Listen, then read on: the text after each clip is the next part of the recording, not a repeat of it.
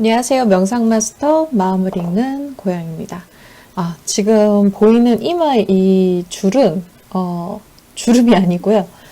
뇌파를 측정하는 웨어러블 기계 뮤즈라고 하는 기계를 지금 제가 한번 처음 써보고 그 리뷰는 따로 이제 영상을 올릴 거거든요.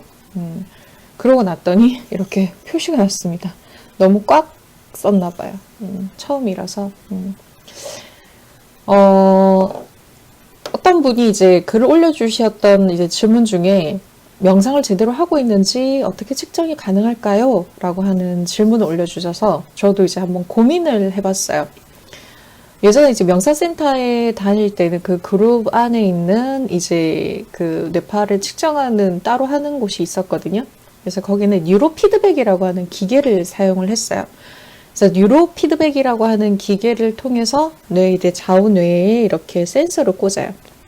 그래서 내가 지금 뇌파 상태가 안정적인지, 그리고 좌뇌 쪽에 몰려 있는지, 의식이 우뇌 쪽으로 몰려 있는지, 그런 걸 이제 측정하는 거였는데, 그리고 그 뉴로 피드백은 이제 게임이 있었어요. 아이들이 이제 집중력 향상을 할 수 있도록. 뇌는 좌뇌만 쓴다고 좋은 게 아니고, 우뇌만 쓴다고 좋은 게 아니고, 이 가운데 뇌량이라는 게 있거든요. 그 뇌량에 이제 그 활성화가 돼야지만 좌우뇌를 동시다발적으로 쓸 수가 있어요. 우뇌라고 하는 게 이제 우주의 뇌를 뜻하는 거죠. 그냥 우리 오른쪽에 있다고 해서 우뇌라기보다도 우리가 태어나는 시점의 그 이전의 모든 이 지구에 대한 정보, 우주에 대한 정보가 이 우뇌에는 다 들어있습니다.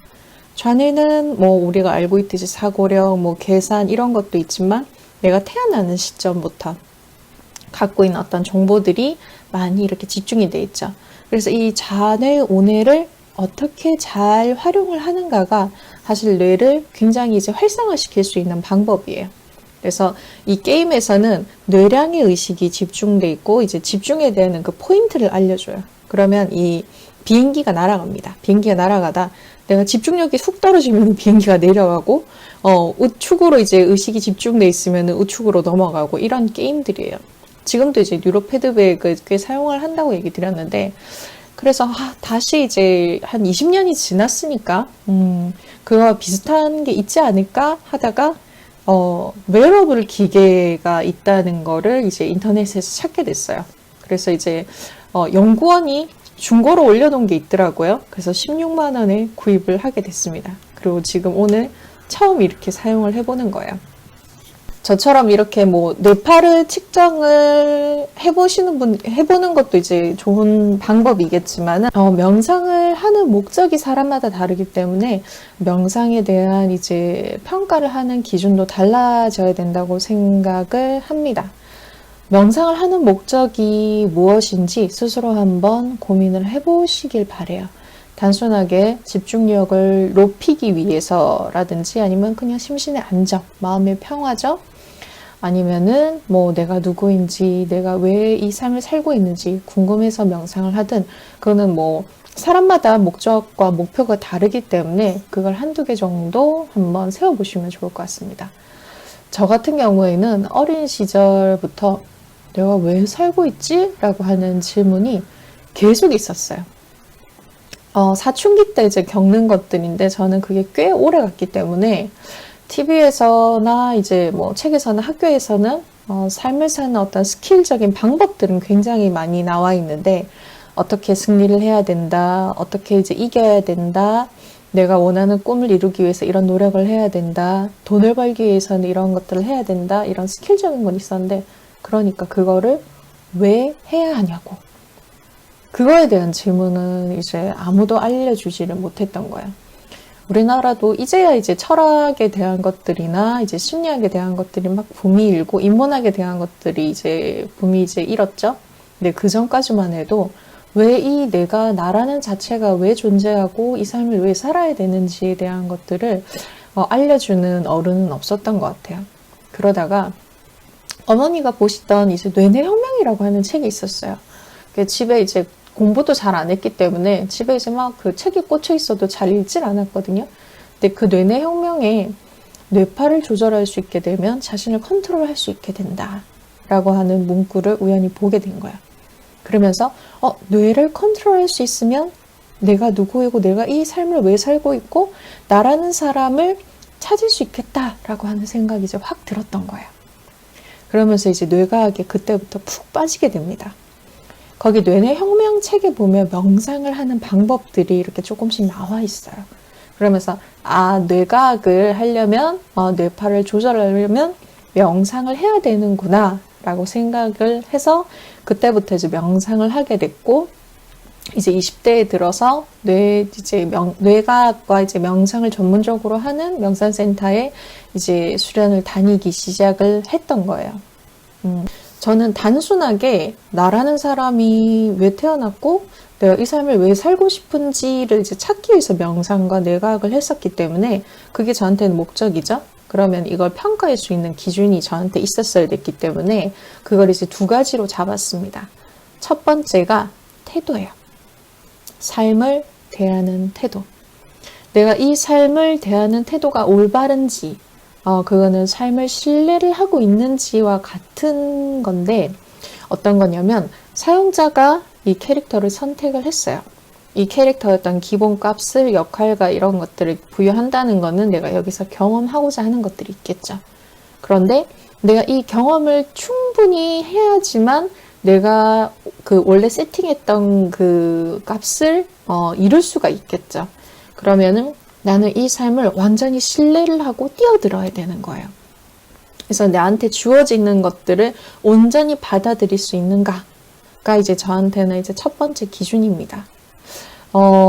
이분법으로 되어 있는 세상에서는 내가 좌절과 수치심을 느끼지 못하면 반대극부에 있는 승리와 한이도 느끼지 못해요. 모든 에너지는 이 양극성으로 존재한다라고 생각하는데 그냥 붙어 있는 거예요. 가장 밝은 빛은 가장 어두운 빛과 완전히 붙어 있습니다. 그래서 내가 어떻게 보는가에 따라서 이거는 차원이 그냥 달라지는 거예요. 각도가. 그러다 보니까 내가 충분히 이 삶을 완전히 뛰어들 수 있는지, 내가 뛰어들고 있는지, 내가 지금 그냥 열심히 사는 걸 얘기를 하는 게 아니에요.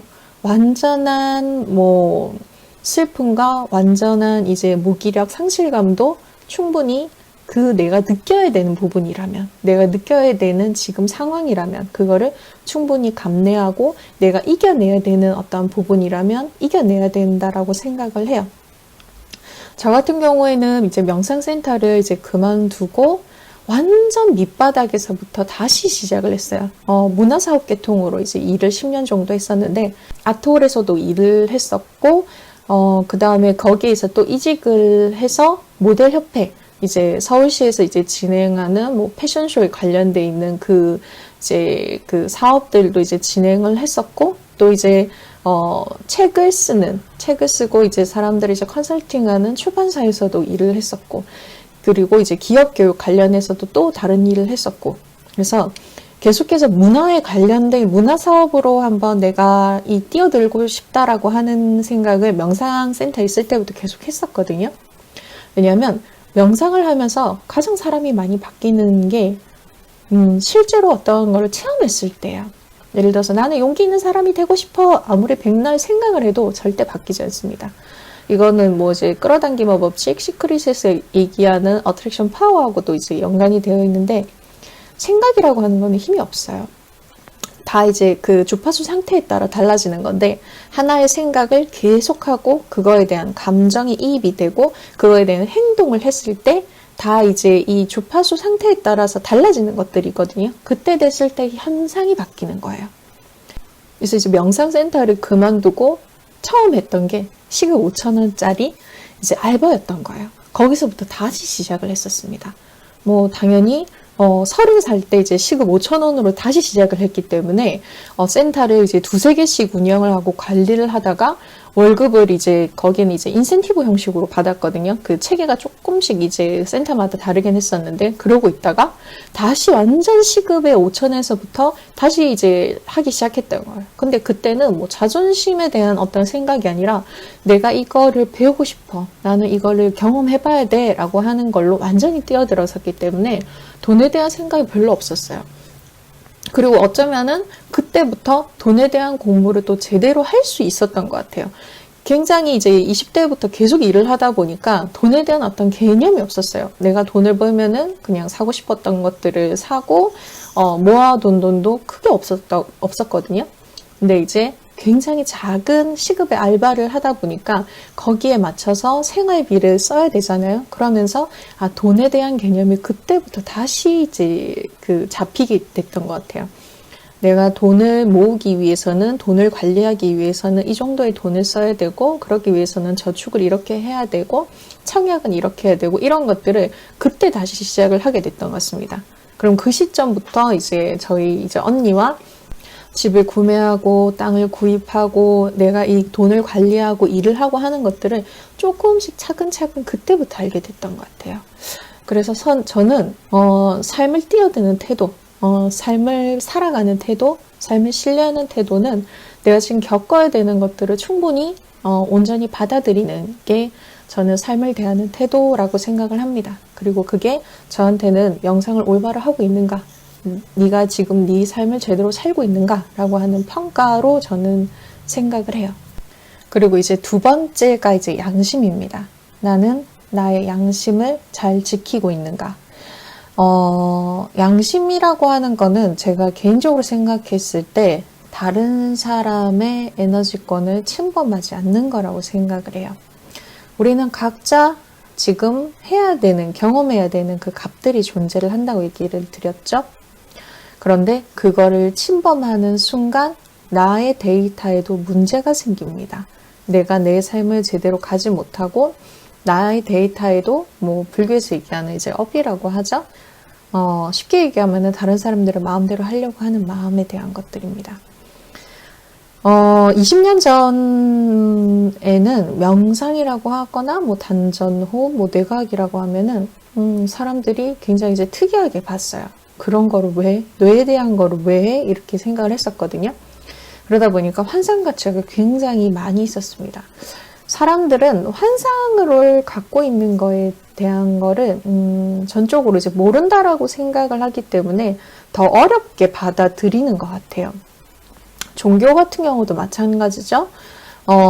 사후세계를 얘기하거나 뿌리 종자에 대한 것들이기 때문에 신에 대한 것들을 이야기를 하다 보면은 사람들이 내가 모르는 것들이야, 내가 어렵다고 생각하는 것들이야, 두려움의 대상이야 라고 생각을 이제 고정관념이 깔려 있으면 그거를 이제 알려주거나 그거를 이제 알고 있는 사람을 대할 때 너무 환상 가치를 많이 갖고 이제 대하게 되는 것 같아요. 명상도 마찬가지예요. 명상이 이제 구루나 스승에 대한 걸 전적으로 받아들이거나 믿는 것들. 결국은 명상이나 종교나 자기의 삶을 잘 살기 위해서 활용하는 가치여야 되는데 아직까지도 이제 그런 것들이 안 되는 경우도 좀 있다라고 생각을 합니다. 저는 이제 관찰을 좀 좋아해요. 사람들이 무슨 생각을 하는지, 무슨 감정을 가지고 저런 행동을 하는지 그거를 평가를 하는 게 아니라 그냥 지켜보는 걸 좀 좋아하거든요. 그래서 저 사람은 지금 저런 생각을 하기 때문에 저런 행동을 하는구나. 저런 행동 안에는 이러이러한 그런 감정과 생각들이 있겠구나. 이런 걸 이제 분석하거나 관찰하는 걸 굉장히 좋아합니다. 이제 저만의 그냥 취미입니다. 그냥 이렇게 지켜보는 거예요. 그러면서 이제 명상 마스터들의 이제 잘못된 양심이 위배된 행동들을 꽤 많이 보게 됐었어요.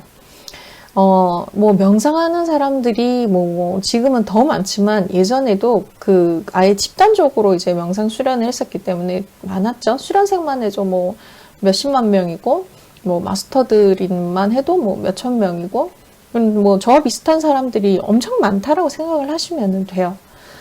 그래도 그 자체에서도 굉장히 이제 서로가, 내가 더 의식이 높네, 낮네, 이런 것들로 이제 서로를 평가하는 것들도 있었거든요. 그걸 보면서 사회 구조와 저게 무엇이 다른가 라는 생각도 했었습니다. 그러면서 결국은 명상을 이제 사람들이 많이 하는 목적 자체가 뭔가 현상을 바꾸기 위한 것들이죠. 나라고 하는 사람을 바꾸든지 내가 지금 돈을 벌고 싶다라고 하든지 결과를 이뤄내고 싶다든지 집중력을 통해서 결국은 공부를 잘하고 싶고 돈을 벌고 싶고 뭔가 행복해지고 싶고 현상을 바꾸고 싶어 하는 것들이잖아요. 근데 현상을 바꿀 수 있는 방법은 이제 크게 두 가지입니다. 양자역학에도 얘기를 드렸듯이 내가 인식할 때만 홀로그램 현상으로 세상이 이제 실질적인 현상이 이제 드러난다고 얘기 드렸죠. 평소에는 0, 1 코드로만 존재를 해요. 그러면 내가 이 현상을 바꾸고 싶다면 이 0, 1의 코드로 들어가야 된다고 얘기를 드렸습니다.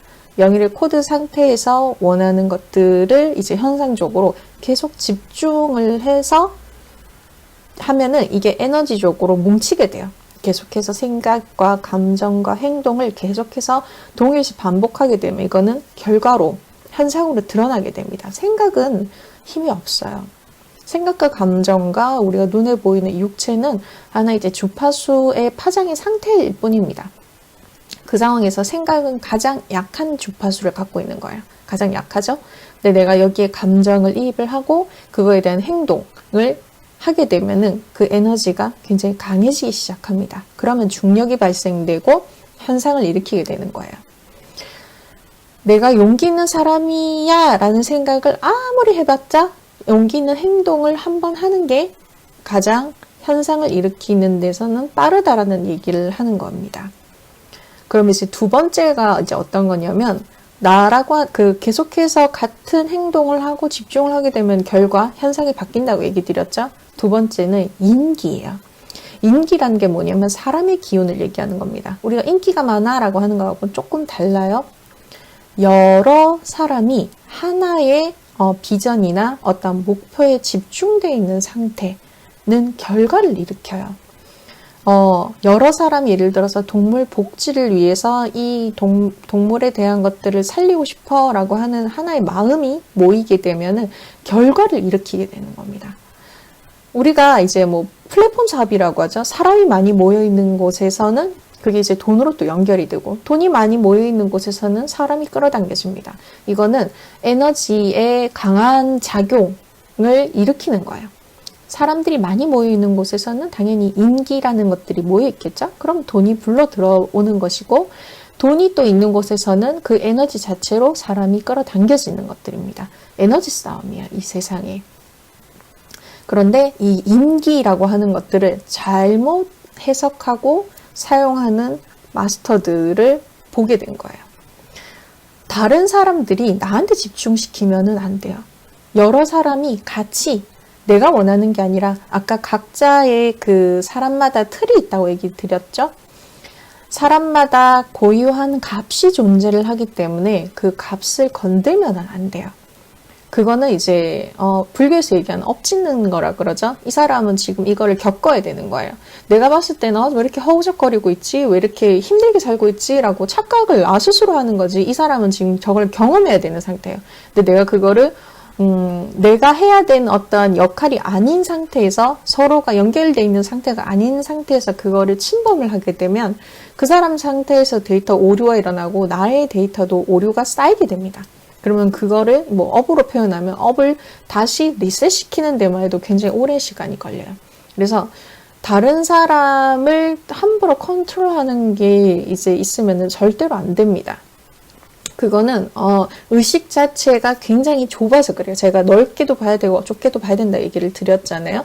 한 부분만 봤을 때는 이렇게 하니까 결과가 나오고 돈이 벌리네? 이렇게 해서 함부로 이런 에너지를 쓰게 되는 겁니다. 제가 내내 혁명과 함께 굉장히 자극을 받았던 게 이제 매트릭스 영화였거든요. 그 매트릭스 영화 이제 1편에 보면은 그 아이가 이렇게 염력을 이용해 가지고 이제 그 숟가락을 구부리고 하는 것들이 있어요. 그러면은 그 네오가 물어봐요. 그걸 이렇게 지켜보고 있으면 아이가 숟가락을 구부리려고 하지 마세요. 그거는 불가능해요. 이런 얘기를 해요. 저한테 굉장히 중요한 문장이거든요. 다른 사람을 바꾸려고 하지 마세요. 하와 같은 거예요. 당신이 휘어졌을 때만 그거는 가능해요. 다른 사람은 나를 이제 반영하는 그릇과 이제 거울이라고 생각을 하시면 돼요. 다른 사람이 변했다라고 하는 거는 내가 바뀌었다는 거예요. 근데 자꾸 다른 사람을 변화시키려고 하면 내가 변화되지 않았기 때문에 이런 현상들이 일어나는 거거든요. 그래서 그냥 계속 나를 의식을 지켜보고 나를 바꾸고 변화시키려고 원래의 상태로 돌려놓으려고 하면 다른 사람들도 적절하게 나에게 맞는 시스템이 저절로 정비가 되는 거예요. 그래서 숟가락을 구부리려고 하지 마세요라고 하는 얘기를 하는 겁니다. 당신 스스로에 대한 것들을 변화시켜야지만, 나라고 하는 걸 온전한 상태로 돌려놔야지만, 나라고 하는 모든 이 게임의, 아니 이 홀로그램의 세상의 원래의 삶 자체의 진리를 발견할 수 있게 됩니다. 그러면 아까 얘기 드렸던 그 인기, 다른 사람, 모든 사람이, 예를 들어 30명이에요. 30명이 동시에, 정말 이 동물에 대한 복지가 이렇게 잘 되길 원해 라고 하는 같은 생각을 해야 되는 건데, 이 인기를 잘못 쓰게 되면, 나한테 집중해. 나만 믿어. 내가 너를 바꿔줄게. 나의 말을 전적으로 믿어야 된다. 이런 식으로 이제 쓰시는 분들이 있죠? 뭐, 종교에서도 마찬가지고, 그런 이제 마스터들 중에서도. 그러면 다른 사람, 아까 얘기 드렸듯이 다른 사람한테 그게 엎지는 거예요. 다른 사람을 함부로 이제 에너지를 침범을 하는 거기 때문에. 일반적으로 심리학에서도 내담자와 상담자에 대한 것들이, 이 수평적인 관계가 아닌 상태에서는 룰들이 있죠. 암묵적인 룰들이 있죠. 쉽게 얘기하면, 뭐, 남자든 여자든 이 내담자와 상담자 관계에서는 어떠한 이성적인 관계를 절대로 진행을 하지 않는다는 암묵적인 룰들이 있어요. 왜냐하면 이건 수평적인 관계가 아니잖아요. 전적으로 이 상담자를 믿는 레포가 형성되어 있는 상태의 내담자는 이 사람의 환상을 갖고 있어요. 이 상담자에 대한 것들이 이미 수평의 구조가 깨져 있죠. 수직적인 관계죠. 그때 되면은 이 상담자는 이 내담자를 마음대로 할 수 있다라는 착각을 하게 됩니다. 그러면서 에너지를 함부로 사용을 하려고 해요. 이 사람의 감정 상태, 이 사람의 관념 상태를 막 마음대로 하려고 해요. 언뜻 들었을 때는 이 상담자가 굉장히 힘을 갖고 있다라고 생각을 하는데 아니에요. 시간이 지나면 자기 데이터에 엄청난 오류가 계속 쌓이게 됩니다. 그 데이터를 삭제하는데 정말 오래 걸리고 자기가 삶을 사는데 오류가 계속 일어날 수밖에 없어요. 다른 사람의 에너지권을 침범을 했기 때문에. 매트릭스 영화에서도 두 가지의 패턴이 나오죠. 네오가 힘이 세질수록 스미스도 힘이 세져요. 스미스가 하는 거는 자기와 똑같은 거를 계속 복제시킵니다. 내가 원하는 거를 다른 이제 똑같은 스미스를 만들고, 내가 원하는 스미스, 이건 이제 몸에서 얘기하는 암세포와 같죠? 전체 조화를 이루려고 하는 게 아니라, 조화라고 하는 거는 손도 있고 발도 있고 눈도 있고 코도 있고 이런 건데, 계속 눈만 계속해서 만드는 거예요. 이게 암세포입니다. 이렇게 되면은 힘이 강해지는 게 아니라 어느 정도까지는 강해지겠죠. 눈을 뭐 몇천 개를 한 번에 이렇게 힘을 갖고 있으면은 힘이 생기겠죠. 근데 이제 조화와 균형이 깨져 있기 때문에 이거는 파괴 본능이 커집니다. 그래서 이 스미스, 네오가 힘이 강할수록 이제 스미스 반대극보도 이렇게 힘이 강해지게 되는 건데, 제가 느끼기에는 다른 사람의 에너지를 자기가 마음대로 사용하는 거는 스미스가 하는 거하고 같다고 생각해요. 그렇기 때문에 이거를 침범하면은 스스로도 스스로도 자기 몸을 파괴하는 것과 같아요. 전체 조화를 잃어버렸기 때문에, 숙주가 죽어버리는 거죠. 전체 이 흐름을 인지하지 못하고 자기 에너지만 강화하는 거라고 생각을 합니다. 그래서 그런 마스터들, 다른 사람의 이제 마음을 이제 따로, 다른 사람의 마음을 이용한다든지 그런 것들을 이제 자신의 양심을 지키지 않는 것. 다른 사람을 속일 수 있어도 스스로는 속일 수 없어요. 내가 내 에너지와 다른 사람의 에너지를 그대로 존중하는가? 저 사람이 원하는 것을 나도 원하는가? 같은 이제 정보와 목표와 목적을 가지고 있는가? 그거에 맞춰서 삶을 살아나가야지, 내가 원하는 것들을 이루기 위해서 다른 사람의 에너지를 끌어당기게 되면은 그 사람한테도 정보의 오류가 일어나고 나에게도 정보의 오류가 일어납니다. 그걸 이제 엎짓는 거라고 얘기 드렸죠. 그렇기 때문에 제가 두 번째로 저의 기준을 가지고 있었던 게 양심입니다. 나는 나 자신의 에너지를 함부로 사용하고 있지는 않았는지, 그거를 저는 이제 스스로를 평가하는 기준이 됐어요. 이 세상에는 이 게임의 법칙을 알고 있는 사람들이 너무너무 많아요. 그리고 그걸 실제로 삶을 온전히 살고 있는 사람들 굉장히 많고요. 저 같은 경우에는 그런 거를 이제 바로 온전하게 내 삶을 살 수 있도록 이제 세팅화가 되어 있지 않았기 때문에 그거를 알고 싶어서 명상을 시작을 했고, 내가 내 삶을 제대로 살고 있는지를 평가하는 그 기준이 태도와 양심이라고 하는 겁니다. 그 사람의 에너지에 위배되지 않는다면 서로가 이제 함께 나아갈 수가 있겠죠. 그래서 여러분들도 자신만의 그 명상을 하는 목적, 그리고 그걸 이루기 위한 목표들, 그리고 그거를 평가할 수 있는 기준, 그 체크리스트를 한번 작성을 해보시면 좋을 것 같아요.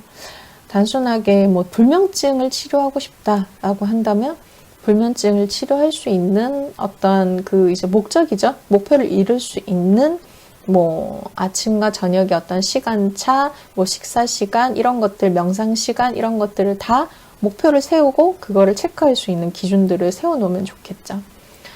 그런 것들을 자꾸 자기 자신의 데이터를 측정하고 데이터를 분석을 해야지 실수를 하지 않습니다. 똑같은 실수를 반복한다라고 하는 거는 자기 자신에 대한 분석을 하지 못하는 거예요. 자기 자신을 못 보니까 내가 무엇을 잘못했고 어떻게 데이터 오류가 일어났는지 당연히 모를 수밖에 없겠죠. 그래서 그런 것들을 한번 해보시면 좋을 것 같고, 아까 얘기 드렸던 뭐 그 이 미주 2에 대한 어떤 그 피드백은 제가 이제 사용 후기에 대한 것들은 다시 한번 이제 두 번째에서 한번 올려드리겠습니다. 명상을 통해서 온전한 자신의 삶을 살기 바랍니다. 감사합니다. 명상마스터 마음을 읽는 고양이였습니다.